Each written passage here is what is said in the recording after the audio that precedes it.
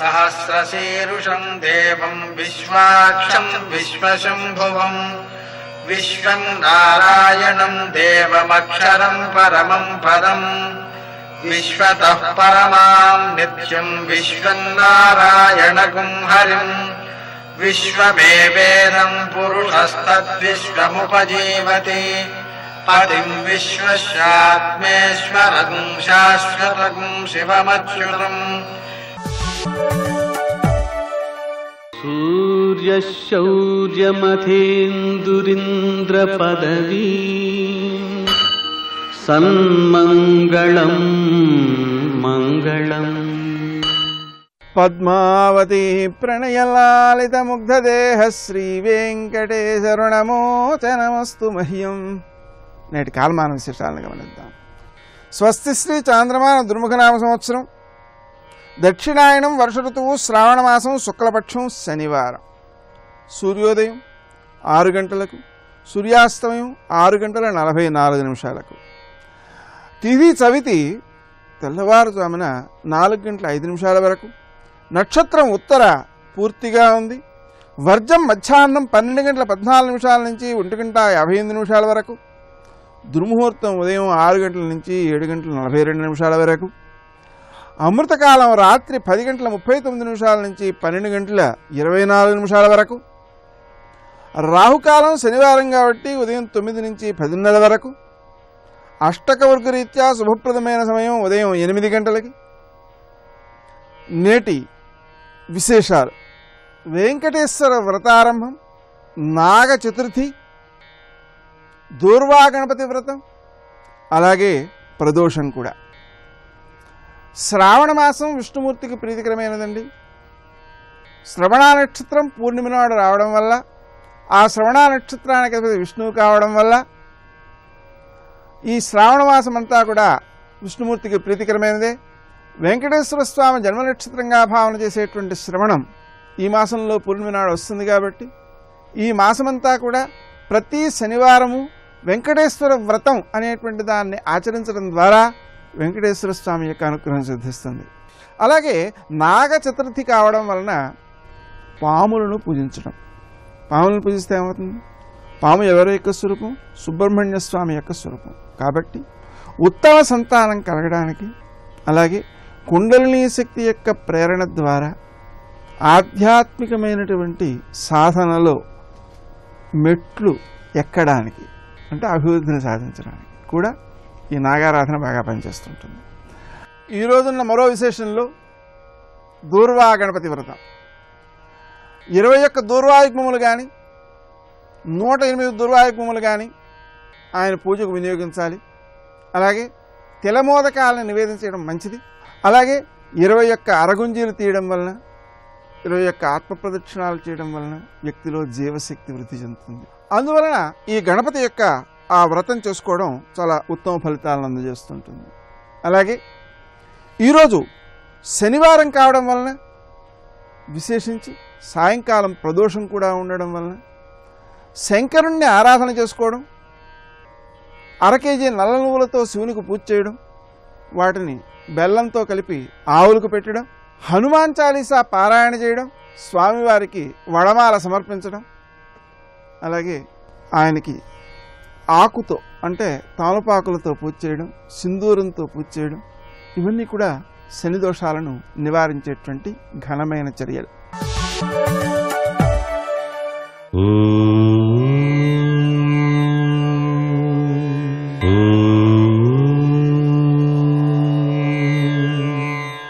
ఓం నమో నారాయణాయ. ఓం నమ శివాయ. శ్రీమాత్రే నమః. శ్రీ మహాలక్ష్మే నమః. శ్రీ గౌరీ దేవతాయ నమః. ఈరోజు శ్రావణ మాసం శుద్ధ చవితి తిథి కాబట్టి సితిపతి, ప్రియపతి, నిధిపతి గణపతిని ఆరాధన చేయటం సర్వే సర్వత్రా కూడాను శుభదాయకం. గణపతి అనేటువంటి ఆరాధనలో దాగిన విశిష్ట వికాసతత్వంలో ప్రతి ఒక్క పని కూడాను నిర్విఘ్నంగా నెరవేరటానికి గణపతి ఆలయాన్ని సందర్శించి 3 ప్రదక్షిణాలు 5 గుంజళ్ళు తీసి గణపతి ఆలయ ప్రాంగణంలో కొబ్బరి నూనెతో దీపారాధన చేసి గణపతిని గనక ఆవు పాలతో పంచదారతో గనక అభిషేకం గనక నిర్వహించినట్లయితే రుణగ్రస్త విమోచనంతో పాటుగా పనులన్నీ కూడాను చేదాకా వచ్చి జారిపోతుంటే ఆ పనులు నిర్విఘ్నంగా నెరవేర్చడానికి ఆ గణపతి సహకరిస్తాడు అంటోంది శాస్త్రం. తెల్ల జిల్లేడు పూలు చాలా విశిష్టవంతమైనటువంటి ఐశ్వర్యప్రదం. గణపతి ఆరాధనలో చాలా గొప్పగా సహకరిస్తాయి. అందున శ్రావణ మాసంలో గణపతిని ఈ యొక్క చవితి తిథి నాడు తెల్ల జిల్లేడు పూలతో గనక అర్చన చేసినట్లయితే సర్వసిద్ధిప్రదాత ఆ స్వామి మన కోరిన కోరికలనన్నిటినీ కూడాను నెరవేరుస్తాడు సుమా. సర్వే జనా సుఖినో భవంతు.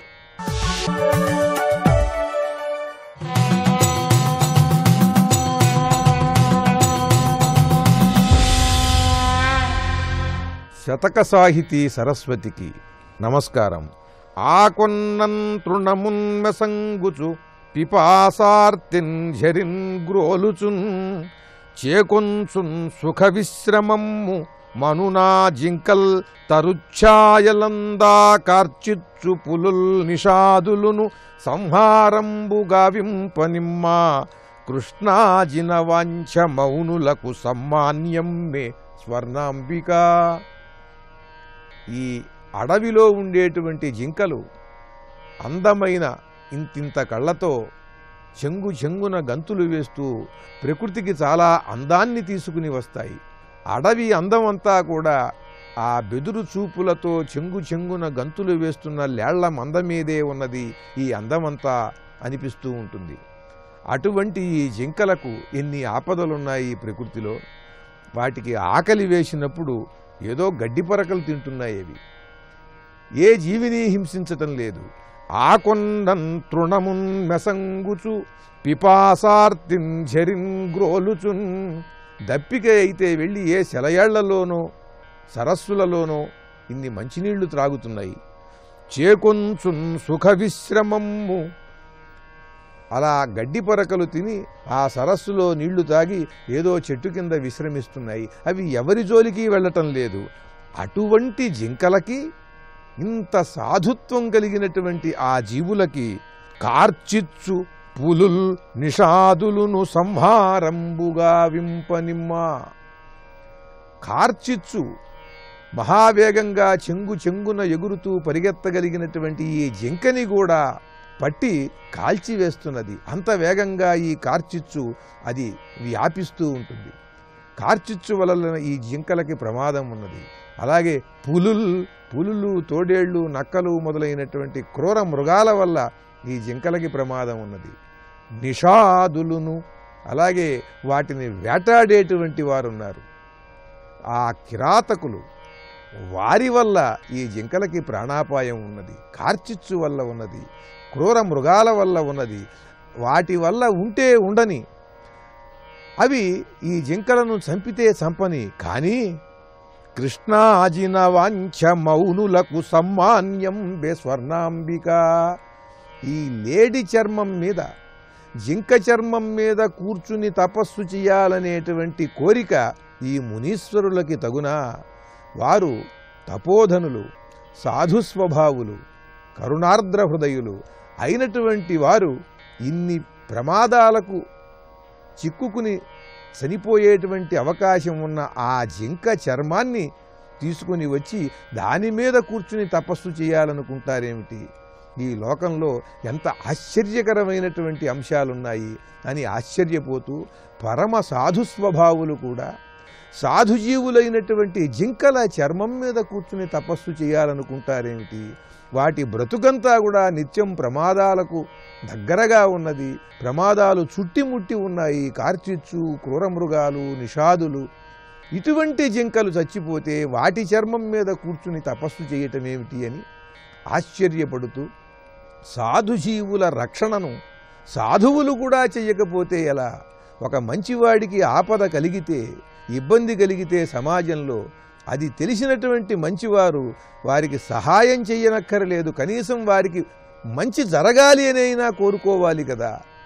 అలా జరగటం లేదేమిటి అని తన ఆశ్చర్యాన్ని, ఆవేదనను చమత్కారముగా వ్యక్తం చేస్తూ, చురకలు వేస్తూ అద్భుతమైన శ్లోకరచన చేసి సంస్కృత భాషలో గొప్ప శతకాన్ని మనకు అందించిన వక్రోక్తి సార్వభౌముడు నీలకంఠ దీక్షితుల వారి అన్యాపదేశ శతకాన్ని ఆంధ్రానువాదం చేసిన విద్వత్కవులు శ్రీ రూపావతారం నారాయణ శర్మ గారి స్వర్ణాంబిక శతకంలోని కొన్ని పద్యాలను గురించి తెలుసుకున్నాం. రేపు మరి ఒక శతకం గురించి తెలుసుకుందాం. ధర్మో రక్షతి రక్షితః. జయ జయ జయ శ్రీ హరిప్రియ రాణి సిరి మహాలక్ష్మి మంగళదాయని జయ జయ హే మధుసూదన కామిని శ్రీ మహాలక్ష్మి నమోస్తుతే. ఏది ఎలా విచ్చుకోవాలో అందులో సృష్టి యందు అయోమయం ఉండదు. ఈ మాట మీరు చాలా జాగ్రత్తగా గుర్తుపెట్టుకోవాలి. అయోమయము అన్న మాట మనుష్యుడు సృష్టించుకున్నాడు తప్ప ఈశ్వరుని యొక్క సృష్టిలో అయోమయమన్న మాటకు తావు లేదు. సమస్య ఇది మనిషి సృష్టించుకున్నాడు. సమస్య ఈశ్వరుడి సృష్టిలోనిది సమస్య కానే కాదు. ఎందుకో తెలుసా? వేదాంతంలో ఒక మాట ఉంది, చిజ్జడ గ్రంథి అంటారు. శరీరములకన్నిటికీ పేరు ఏమిటంటే చిజ్జడ గ్రంథులు. ఒకటి జడం, ఇది తనంత తానుగా జడం, ఇది అలాగే ఉంటుంది. ఇందులోంచి చైతన్యం బయటికి వెళ్ళిపోయింది అనుకోండి, ఈ శరీరం అలాగే ఉంటుంది. కానీ ఇందులో చిత్తు లేదు. ఆ చైతన్యము దీనితో కలిసి లోపల ప్రవహిస్తోంది అనుకోండి, అంతటా తల నుంచి అరికాలు వరకు ఆ చైతన్యం ఆవహించి ఉందనుకోండి, అది లక్ష్మి అంటే. ఆవహించి ఉందనుకోండి, ఇప్పుడు ఆ రెండూ కలిపి గ్రంథి. గ్రంథి అంటే ముడి. ఈ చిత్తు ఈ జడము కలిస్తే ఏమవుతుందంటే ఇది పనిచేస్తుంది. ఇది పని చేయడం మొదలు పెడితే ఏమవుతుందంటే దీనితో అద్భుతాలు జరుగుతాయి. ఏ అద్భుతాలు జరుగుతాయి అంటారేమో, ఈ శరీరంతో చేసినటువంటి పుణ్యకర్మల యొక్క ఫలితంగా ఇక మళ్ళీ మనుష్య శరీరంలోకి రాకుండా దేవతా శరీరంలోకి వెళ్ళిపోతాడు. స్వర్గలోకంలో దేవతాది పదవులు పొందుతారు. అందుకే శతక్రతుమివాసీనం నాగరాజస్య మూర్ధని అంటారు రామాయణంలో. 100 యజ్ఞములు చేసిన వాడు ఇంద్ర పదవి పొందుతాడు. 100 యజ్ఞములు చేయడానికి శరీరం కావాలా? ఇది ఉంటేనైనా చేయడం. కాబట్టి శరీరం ఉన్నది. శరీరము అని నేను అన్నప్పుడు చిజ్జడ గ్రంథి, చైతన్యము శరీరము రెండూ కలిసి ఉన్నాయి. దేవతా పదవులలోకి వెళ్ళగలడు. ఈ శరీరాన్ని సక్రమంగా వాడలేదు, కేవలంగా తన ప్రయోజనం కొరకు మాత్రమే వాడుకున్నాడు స్వార్థంతో. కొంతకాలం అయ్యాక ఇది పడిపోయింది. కోట్ల జన్మలు తిరియక్కుగా నేల మీద పడిపోతాడు. అంటే భూమికి అడ్డంగా వెన్నుపా ఉండి అడ్డంగానే పెరుగుతుంది తప్ప నిలువుగా పెరగదు. తిరియక్కైపోతాడు. ఇప్పుడు కర్మాధికారం ఉండదు. నాకు ఈశ్వర పుణ్యము వద్దు, పాపము వద్దు, నీవు ఎలా బ్రతకమని చెప్పావో నేను అలా బ్రతుకుతానంతే. అది దేని కొరకు? నీ ప్రీతి కొరకు. అలాగని ఏ ఫలితం ఆశించడు. నాకు దీని వలన ఏ ఫలితం వద్దు, నేను మీకు చింతపండు ఇచ్చి గిన్నె తోమన్నాను అనుకోండి, మీరు గిన్నె తోమారు. ఇప్పుడు కొత్తగా మెరుపు తాలేదు, మెరుపుకి అడ్డొచ్చిన మలినం తొలగిపోయింది. కానీ చింతపండు చారు పెట్టుకోవడానికి పనికిరాదు, గిన్నె తోమారు కాబట్టి. కానీ మీరు ఆ చింతపండు చారు పెట్టుకుందామంటే దాంతో గిన్నె తోమకూడదు. మీకు పుణ్యం కావాలి, దానివల్ల కొంత సుఖం ఉత్తర జన్మలలో పొందుదామనుకుంటే ఆ పుణ్యం ఇక చిత్తశుద్ధికి పనికిరాదు. పాత్రశుద్ధికి దాన్ని వాడుకోవాలి అనుకుంటే అది సుఖంగా అనుభవంలోకి వచ్చే అవకాశం. ఇప్పుడు చిత్తశుద్ధికి పనికొచ్చింది అనుకోండి, కొత్తగా మెరుపు తేలేదు, మెరుపుకు అడ్డొచ్చిన మకిలిపోయింది. అలా ఈ శరీరంతో చేసినటువంటి పుణ్యకర్మల వలన మాలిన్యాన్ని పోగొట్టుకొని పాత్రత పొంది, పాత్రత వలన జ్ఞానమును పొందితే జ్ఞానము కైవల్యమునకు కారణమయ్యి ఇక పునరావృత్తి రహితమైనటువంటి స్థితికి వెళ్ళిపోతాడు. కాబట్టి ఇప్పుడు ఒక్క మనుష్య ప్రాణి అచ్చిజ్జడ గ్రంథి అయి ఈ జ్ఞానేంద్రియములతో కర్మేంద్రియములతో కలిసి ఇతర ప్రాణులు ఏవి దేవతలు కూడా సాధించలేనివి. ఎందుకంటే దేవతలకి కర్మాధికారం లేదు, దేవతలు యజ్ఞయాగాది క్రతువులు చేయకూడదు. అందుకే క్షీణే పుణ్యే మర్త్యలోకం విశంతి, వాళ్ళ పుణ్యం అయిపోతే మళ్ళీ ఈ లోకంలోకి వచ్చి పడిపోతారు. కానీ మనిషి ఇక మళ్ళీ పుట్టవలసిన అవసరం లేని మోక్షం వరకు వెళ్ళిపోతాడు. ఇది ఆవిడ యొక్క అనుగ్రహం. ఆవిడ వికసనమునందు ఒక్కొక్క ప్రాణియందు ఒక్కొక్క స్థితిని ఉంచుతుంది. అందరికీ అన్ని అధికారాలు ఉండవు, అందరికీ అన్ని రకాలైనటువంటి కష్టాలు ఉండవు. ఒక్కొక్క దాంతో పోలిస్తే ఒక్కొక్కరి కష్టం తక్కువ, ఒక్కొక్కరి యందు ఒక్కొక్క విభూతి పెడుతుంది ఆవిడ. అది లక్ష్మి సృష్టి వికసనము అన్న మాటకు అర్థం. ఇప్పుడు ఇందులో మీరు ఒకటి గమనించాలి, చిత్తుకి ఏమీ అక్కర్లేదు, ఎప్పుడూ చైతన్యం అలాగే ఉంటుంది. దానికి ఆకలి ఉండదు, దాహం ఉండదు చైతన్యానికి. దీనికి షడూర్ములు ఉంటాయి. దీనికి ఆకలి, దప్పిక, శోకము, మోహము, జర, మరణము అనేటటువంటి 6 ఊర్ములుంటాయి, బాధలు.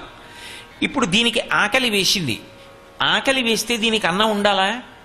వికసనము అన్న మాటకు అర్థం ఏమిటంటే నన్ను సృష్టించే ముందు నేను తినవలసిన పదార్థాన్ని సృష్టించి నన్ను సృష్టిస్తుంది ఆవిడ. ఇన్ని కోట్ల మంది ఉండనివ్వండి, నాకు తినడానికి లేదన్న మాట అనవలసిన అవసరం ఆవిడ కల్పించదు.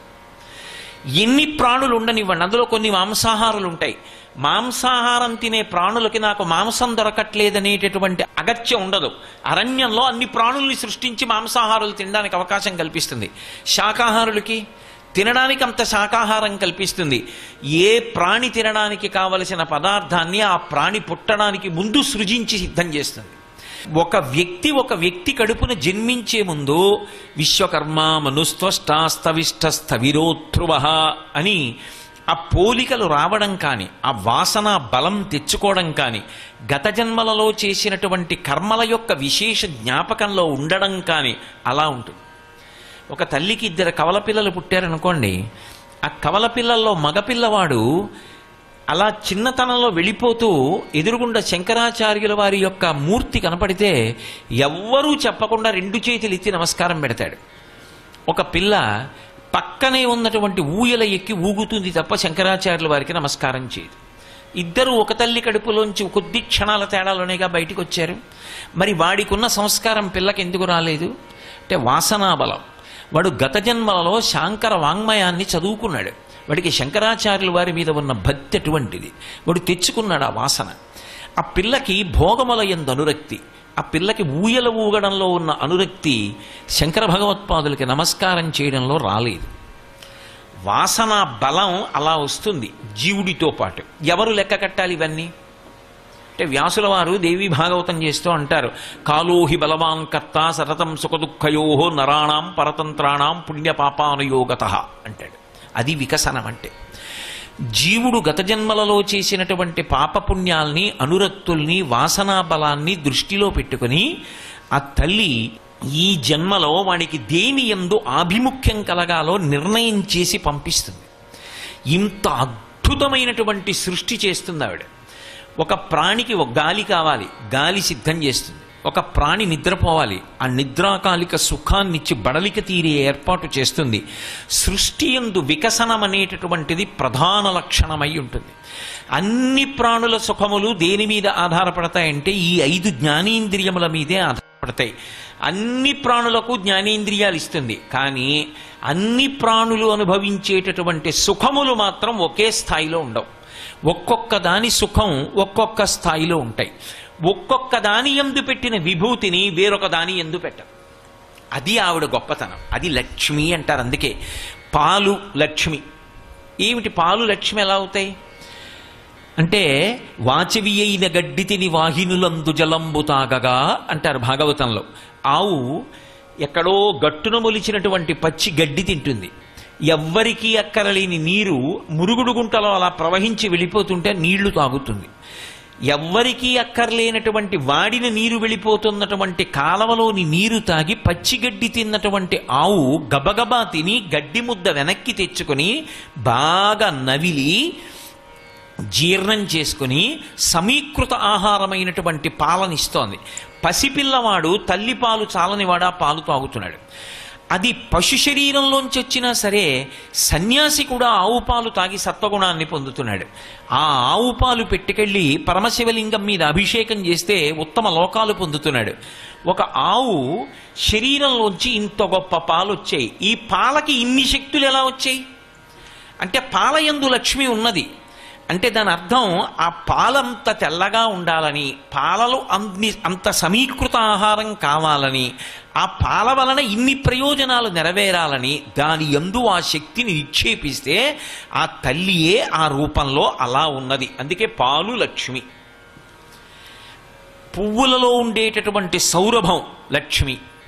లోకంలో ఎక్కడ ఏ విశేషం కనపడనివ్వండి అది లక్ష్మీతత్వం అంటాం. అందుకే మీరు చూడండి, చిన్నబుచ్చడం అన్నది వికసనంలో ఉండదు. ఏ ప్రాణి కూడా ఇది ఎందుకు పనికి మాలినది, ఇందులో ఏమీ లేదు అనడానికి మీకు ఎక్కడా ఉండదు. ఒక చాప ఉంది, గాలిలో ఉన్నటువంటి ఆక్సిజన్ని మనం పీలుస్తాం ప్రాణవాయువుని. చాప నీట కరిగిపోయినటువంటి ఆక్సిజన్ని మొప్పలతో తీసుకుంటుంది.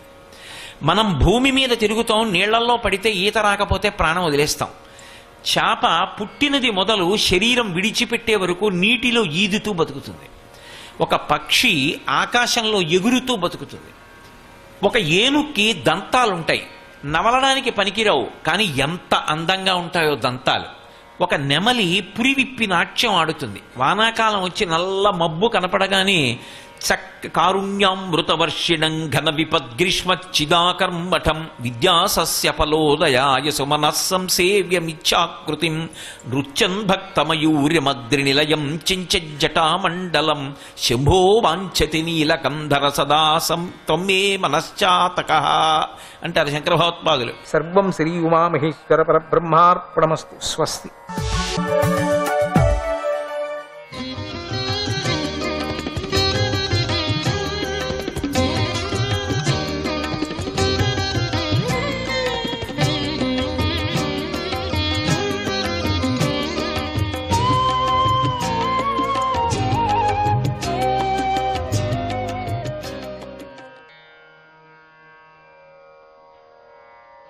హరయే నమః. ప్రజారక్షణమే రాజుకు శ్రేయస్సును కలిగించే ధర్మం. ప్రజలు చేసే పుణ్యంలో 6వ వంతు రాజుకు లభిస్తుంది. రాజు ఆ పుణ్యాన్ని పరలోకంలో అనుభవిస్తాడు.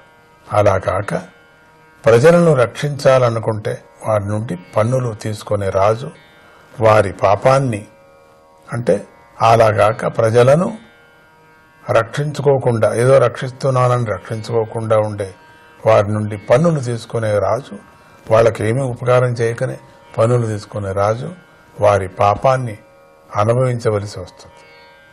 అతడి పుణ్యం ప్రజలకు సంక్రమిస్తుంది. కాబట్టి నువ్వు మహర్షులకు సమ్మతమైన ధర్మాన్ని ప్రధానంగా పెట్టుకో.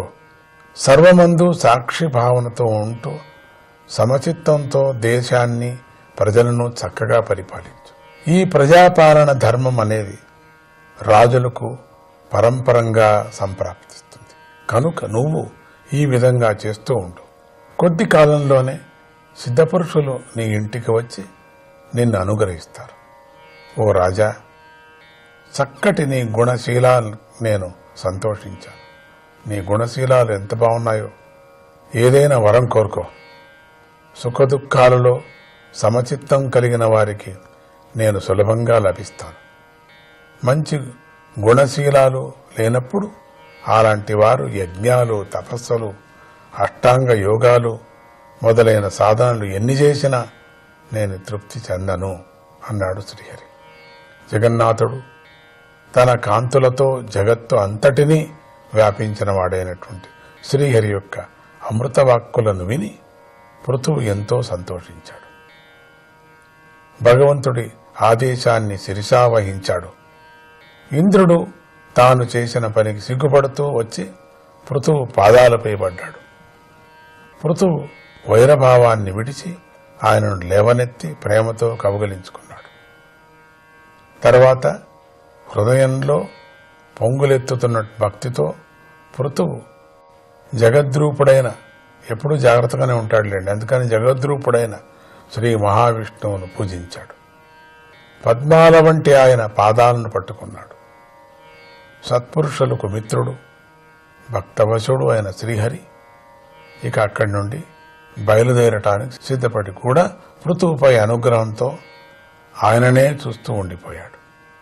తనపై గల ప్రేమతో శ్రీహరిని వెళ్లకుండా నిలిచి ఉన్నాడని పృథు మహారాజు గమనించాడు. చేతులు జోడించి ఆయనకు నమస్కరించాడు. కాని కళ్లలో ఆనంద బాష్పాలు నిండిపోవటం వల్ల ఆయన శ్రీహరిని సరిగ్గా చూడలేకపోయాడు. నిలబడి కేవలం తన మనస్సుతో స్వామిని కౌగిలించుకున్నాడు. మెల్లగా కన్నీటిని తుడుచుకున్నాడు. స్వామి తన చేతిని గరుక్మంతుడికి ఎత్తైన భుజాలపై ఉంచాడు. పాదపద్మాలను నేలపై ఆనించి నిలబడి ఉన్నాడు. పూర్ణ స్వరూపుడైన శ్రీహరిని ఎంతగా చూసినా కూడా పృథు మహారాజుకు తృప్తి కలగలేదు. ఆయన స్వామితో ఇలా అన్నాడు, ఓ ప్రభు, వరాలిచ్చే దేవతలకు కూడా నువ్వు ప్రభువు. దేహాభిమానం గల జీవులు ఇంద్రియ వికారాలను లోనై భోగాలు కోరుకుంటూ ఉంటారు. కానీ వివేకవంతులు అలాంటి కోరికలు నీ నుండి వరంగా పొందాలని కోరుకోరు. ఎందుకంటే నరకంలో ఉండే పాపులకు కూడా ఈ సుఖాలు లభిస్తూనే ఉంటాయి. మోక్షప్రదాత అయినటువంటి నీ నుండి అలాంటి వరాలను కోరుకోవటం లేదు నేను. ఓ ప్రభు, మహాత్ములు తమ హృదయంలో నీ పాదపద్మాలను ధరించి ఉంటారు కదా, ఆ పాదపద్మాల మకరందం నీ కథల రూపంలో వారి నోటి నుండి వెలువడుతూ ఉంటుంది కదా. ఆ మకరందం దొరకని పక్షంలో అది మోక్షమే అయినా అది నాకెప్పటికీ వద్దయ్యా.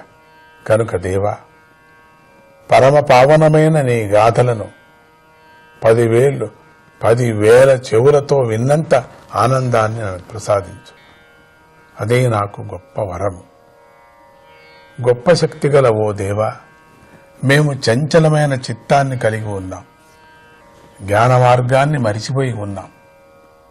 మహాత్ముల నోటి నుండి నీ పాదపద్మాల కీర్తి అనే అమృతం జూలువారుతూ ఉంటుంది కదా.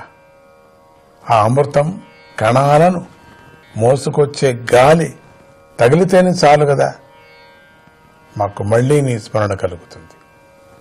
కనుక మాకు ఇతర వరాలలో పని లేదు. మాకు ఆ వరాలతోనే మాకు ఏమీ అక్కర్లేదు. మాకు పవిత్రమైన కీర్తిగల ఓ శ్రీహరి, ఎవడైనా సత్పురుషుల సాంగత్యం వల్ల అనుకోకుండానే మంగళకరమైన నీ కీర్తిని విన్నా కూడా అలాంటి వాడు మళ్లీ మళ్లీ నీ కథలను వినాలని కోరుకుంటాడు. మూర్ఖులు, పశువులతో సమానమైన వారు మాత్రమే నీ కీర్తనల్లోని గొప్పతనాన్ని తెలుసుకోలేరు. వాళ్ళు నీ కీర్తన చేసే సమయంలో, నిన్ను పొగిడేటువంటి సమయంలో అది విన్నా వాళ్ళు తెలుసుకోలేరు. ఆ ఆనందాన్ని వాళ్ళు, ఆ మూర్ఖులు తెలుసుకోలేరు, పొందలేరు అని భావం. జగన్మాత అయిన లక్ష్మీదేవి కూడా గుణాలను గ్రహించటం కోసం నీ కథలు వింటూ ఉండాలని నిన్ను గట్టిగా కోరుకుంది. మాటిమాటికి వినాలా శ్రీహరి కథల్ని, శ్రీహరి కీర్తనలు వినాలా, పాడుకోవాలా. ఆ కథలు మళ్లీ మళ్లీ వేరు విధంగా వినాలి. కనుక ఓ పరమపురుష, నేను కూడా లక్ష్మీదేవిలాగా అధికమైన ఉత్సాహంతో నిన్ను సేవిస్తాను. గుణాలకు ఆశ్రయమైన ఓ దేవా, ఈ విధంగా నేను లక్ష్మీదేవి ఇద్దరము నిన్ను మాత్రమే ప్రభువుగా సేవించటానికి పోటీ పడుతున్నాం. మా మనస్సులు నీ పాదాలయందు మాత్రమే అఖండంగా లగ్నమై ఉన్నాయి. కాబట్టి మా మధ్య కలహం రాకోకుండా చూడు. ఓ జగన్నాథ, నిన్ను సేవించటం అనే పనిని లక్ష్మీదేవి ఎల్లప్పుడూ చేస్తూనే ఉంటుంది కదా. కానీ ఆ పనిని ఇప్పుడు మేము చేయాలని తొందరపడుతున్నాము ప్రభు. హరయే నమః.